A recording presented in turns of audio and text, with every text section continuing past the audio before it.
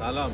امروز میخوام چند نکته مهم و اساسی رو درباره خرید ملک در دبی با شما به اشتراک بذارم. نکاتی که دونستنشون میتونه جلوی بسیاری از اشتباهات رایج رو بگیره. اولین موضوع بررسی اسناد و مدارک قانونی.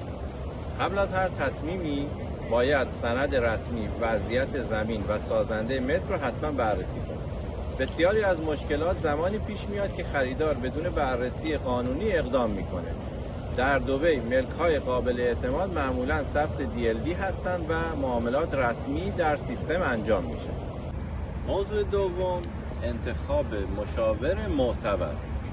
حتما با مشاورین رسمی و ثبت شده کار کنید. مشاورین که دانش بازار رو دارن و مسیر درست رو به شما نشون میدن. اعتماد کورکورانه به افراد غیر متخصص یا معرفی دوستانه میتونه خسارت ساز باشه براتون. سومین موضوع، توجه به هزینه‌های جانبی. هزینه‌هایی مثل انتقال سند، نگهداری سالانه ملک و هزینه‌های مربوط به تکمیل پروژه رو باید از قبل بدونید و برنامه‌ریزی کنید. و اما موضوع چهارم، فریب تبلیغات رو نخورید.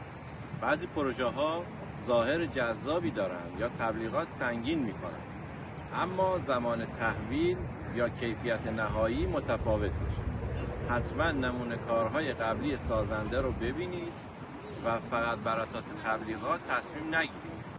در نهایت تیم ما از شروع تا تحویل کلید همراه شماست تا خریدی امن و بدون اشتباه را تجربه کنید.